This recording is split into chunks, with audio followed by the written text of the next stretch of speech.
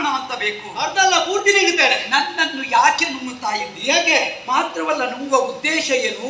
ನೀನ್ ಯಾರು? ನಿನ್ನ ಅಪ್ಪಮ್ಮ ಯಾರು? ಹೇಳುವೆ.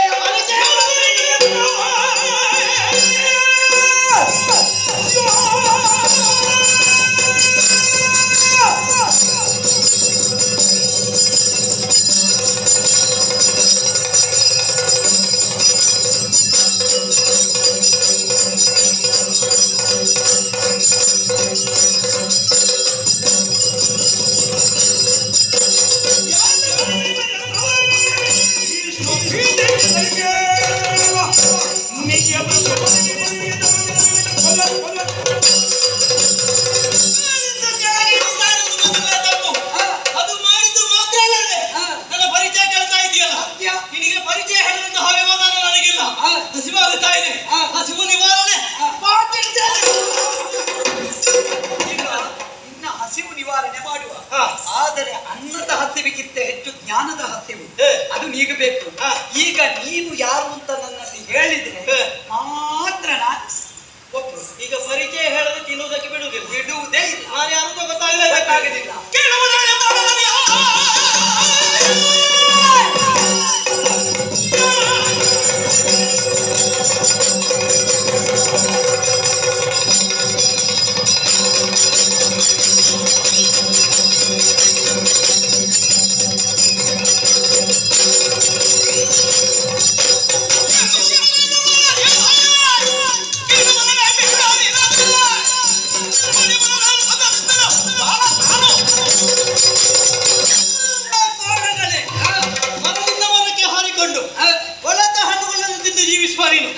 ನಿನಗೆ ಬುದ್ಧಿಯ ವಿಕಾಸ ಆಗುವುದಕ್ಕೆ ಸಾಧ್ಯ ಉಂಟೇನು? ನೋಡುವ, ಕೇಳುವ. ನನ್ನ ಪರಿಚಯ ಬೇಕಾ? ಸ್ವಲ್ಪ ಆದ್ರೆ ಆಗುತ್ತದೆ. ಎಂತದ್ದು ಬುದ್ಧಿ ವಿಕಾಸ? ನಾನು ಸಾಮಾನ್ಯ ಅಂತ ಭಾವಿಸಬೇಡ. ನನ್ನ ಹುಟ್ಟೇ ವಿಶೇಷ. ಹೌದೇ? ಅದಕ್ಕಿಂತಲೂ ನನ್ನ ಅಪ್ಪನ ಯೋಗ್ಯತೆ, ಅವರ ಹುಟ್ಟು ಅದು ಕೂಡ ವಿಶೇಷವಾಗಿರುವಂತದ್ದು. ನಿನ್ನ ಅಪ್ಪ ದೊಡ್ಡಪ್ಪ. ದೊಡ್ಡ ಅಪ್ಪ. ವಿಶೇಷವಾದ ಸ್ಥಾನಮಾನವನ್ನು ಹೊಂದಿರುವವರು. ಸರಿ, ಮೈಯೆಲ್ಲ ಕಿವಿಯಾಗಿ ಕೇಳಬೇಕು ನೀನು.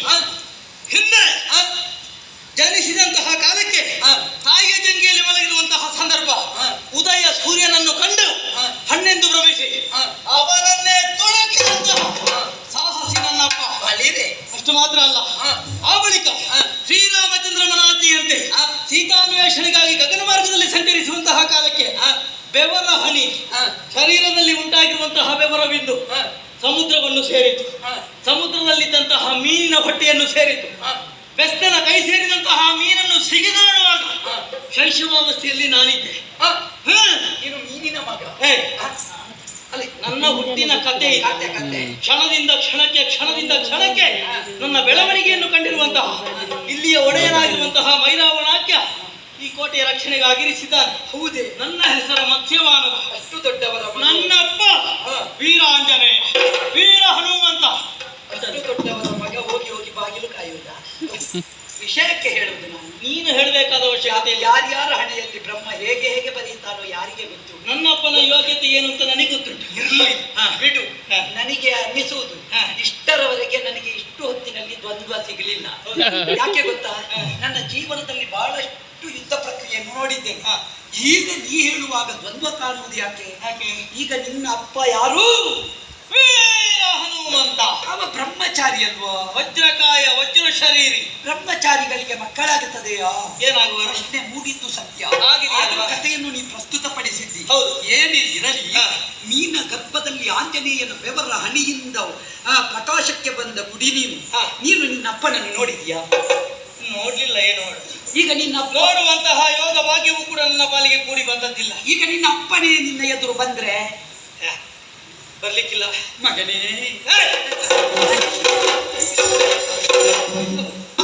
ಅವರ ಹೆಸರು ಹೇಳಿ ಬದುಕುವ ಜಾತಿಯ ನೀನು. ಹಾಗಲ್ಲ, ಮತ್ತೆ ಎಂತದ್ದು?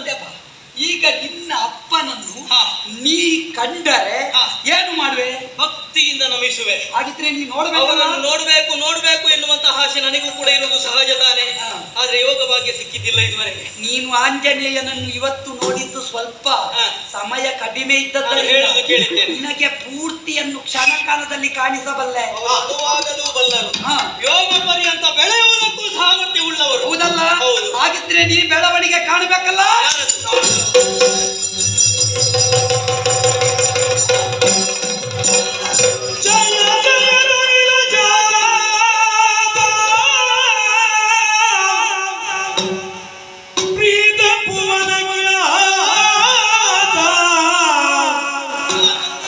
ಜಯತು ರಾಘವದೂತ ಜಯತು ಸತ್ಗುಣವಂತ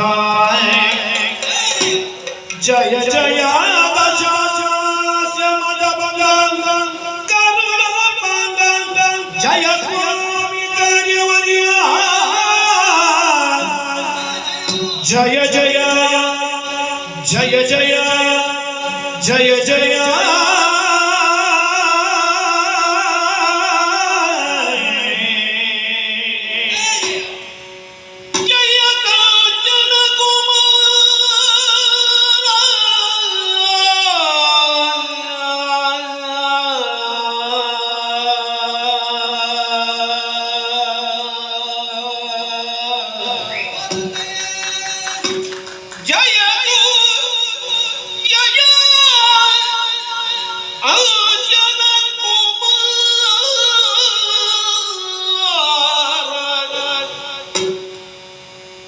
जयतु जय सकल दीनोद्धार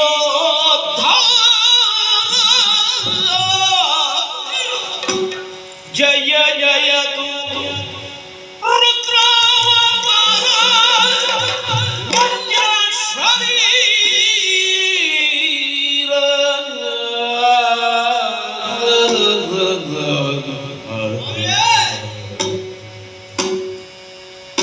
जय सकल सिद्धि प्रवीण मुख्य प्राण जयतु नमो जय